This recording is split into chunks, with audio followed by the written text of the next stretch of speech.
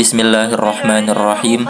Alhamdulillahi wa kafa, wassalatu wassalamu ala nabiyil mustafa wa ala alihi wa sahbihi wa man ihtada thumma amma ba'du. Alhamdulillah, segala puji bagi Allah yang dengannya kita hidup, dengannya kita mati, dan dengannya pula kita akan dibangkitkan. Salawat serta salam semoga senantiasa terlimpah curahkan kepada penyejuk mata kita, suri tauladan kita, kecintaan kita, Nabi Muhammad sallallahu alaihi wasallam beserta keluarga, para sahabatnya, dan juga orang yang setia mengikutinya hingga hari kiamat. Izinkan saya untuk mempresentasikan materi fikih ibadah dengan tema macam-macam najis dan sunnah-sunnah fitrah sebagai pemenuhan tugas daripada dosen kami, Dr. Zulkarnain Muhammad Ali MSI, yang sangat kami cinta dan hormati. Langsung saja kita masuk ke pembahasan pertama, yaitu mengenai najis. Apa itu najis? Najis secara bahasa berasal dari bahasa Arab yang bermakna al-qadharah, yang artinya adalah kotoran. Adapun secara istilah, maka ulama terbagi menjadi dua dalam mendefinisikannya. Menurut ulama Asy-Syafi'iyah, najis adalah sesuatu yang dianggap kotor dan mencegah sahnya sholat tanpa ada hal yang dapat meringankannya. Adapun menurut Malikiyah, najis adalah sifat hukum suatu benda yang mengharuskan seseorang tercegah dari kebolehan melakukan sholat apabila terkena atau berada di dalamnya. Kemudian pembahasan berikutnya yaitu level-level najis. Yang pertama ada mukhaffafah, yang kedua ada mutawassithah, dan yang ketiga ada mughalladzah. Yang pertama ada najis mukhaffafah. Najis ini adalah najis yang tergolong ringan kelasnya. Contoh dari najis mukhaffafah adalah air kencing seorang bayi laki-laki yang belum berumur 2 tahun dan belum pernah makan sesuatu apapun kecuali air susu ibunya. Yang kedua ada najis mutawassithah. Najis ini adalah najis yang sedang.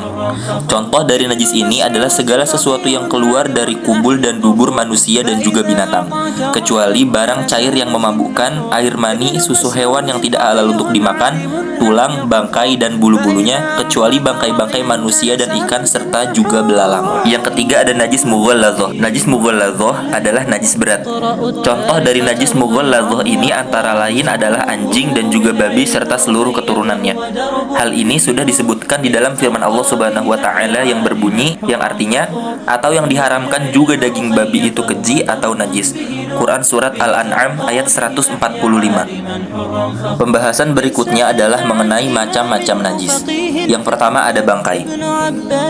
Hewan yang mati tanpa disembelih, baik dia mati sendiri atau ia mati karena hewan lainnya atau karena perbuatan manusia yang bukan penyembelihan, maka para fuqaha berpendapat bahwa hewan tersebut adalah najis berdasarkan firman Allah Subhanahu wa taala yang artinya, dan sesungguhnya semua itu adalah kotor.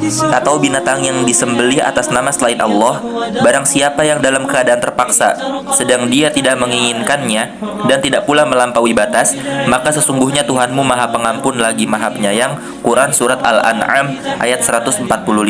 Kemudian jenis najis yang kedua adalah darah. Pada dasarnya darah adalah najis, namun ada beberapa pengecualian. Contohnya adalah darah para syuhada, dan ada pula jenis darah yang dimaafkan. Contohnya adalah darah nyamuk dan darah yang sangat sedikit. Kemudian jenis najis yang ketiga adalah daging babi. Mengenai hal ini para ulama berpendapat, yang artinya sesuatu yang menjadi najis karena terkena bagian dari anjing, maka dicuci sebanyak 7 kali. Salah satunya adalah dengan tanah. Yang tampak harus dengan tanah, tidak boleh diganti dengan yang lain, dan babi sama seperti anjing. Kemudian yang keempat ada muntah, kencing, dan kotoran manusia. Terdapat hadis dari Ammar bin Yasir radhiyallahu anhuma, Rasulullah shallallahu alaihi wasallam pernah bersabda yang artinya, "Wahai Ammar, pakaian itu harus dicuci jika terkena 5 hal: kotoran manusia, air kencing, muntah, darah, dan juga mani." Kemudian berikutnya ada wadi, madi, dan mani. Wadi adalah cairan kental yang berwarna putih, kotor, dan biasanya keluar setelah kencing ataupun pada waktu membawa beban yang berat. Berikutnya ada madi, yaitu cairan yang tidak kental dan tidak pula berwarna putih ataupun kuning yang keluar ketika syahwat bergejolak dengan gejolak yang tidak begitu kuat.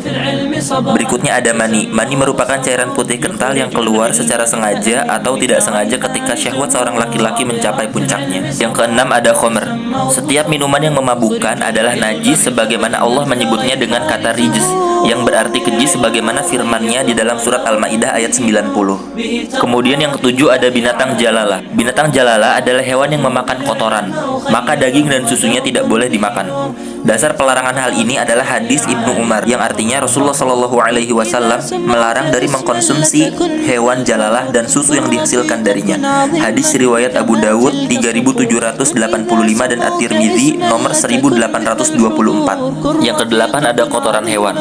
Ulama Malikiyah, Hambali, dan salah satu pendapat dalam mazhab Imam Syafi'i menyatakan bahwa kotoran hewan yang halal dimakan adalah suci. Sedangkan ulama Hanafiyah dan mazhab Syafi'i berpendapat seluruh kotoran hewan itu najis, baik hewan yang halal dimakan ataupun hewan yang tidak halal untuk dimakan. Pembahasan berikutnya adalah sunnah-sunnah fitrah. Rasulullah Shallallahu Alaihi Wasallam bersabda, "Khamsun minal fitrah, al-istihdadu wal khitanu wa qassus syarib wa natful ibiti wa taqlimul adfar." Yang artinya 5 perkara merupakan fitrah, yaitu mencukur bulu kemaluan, berkhitan, mencukur kumis, mencabut bulu ketiak, dan memotong kuku. Hadis riwayat Muslim. Sekian yang dapat kami sampaikan, kurang lebihnya mohon dimaafkan. Billahi taufik wal hidayah wa ridha wal inayah. Assalamualaikum warahmatullahi wabarakatuh.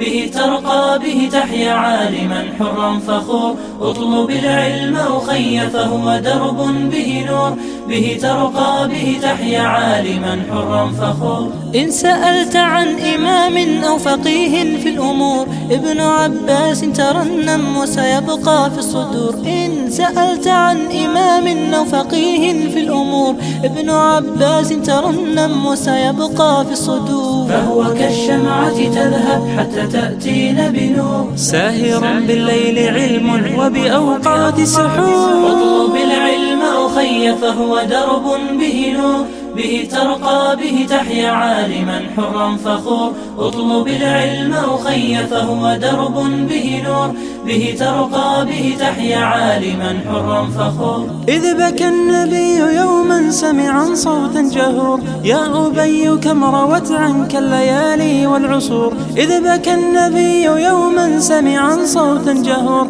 يا أبي كم روت عنك الليالي والعصور أنتم اليوم كنبت قد علا فوق الجذور يا أساس الدين يا صرحنا يا صلب الصخور اطلب العلم أخي فهو درب به نور به ترقى به تحيا عالما حرا فخور اطلب العلم أخي فهو درب به نور به ترقى به تحيا عالما حرا فخور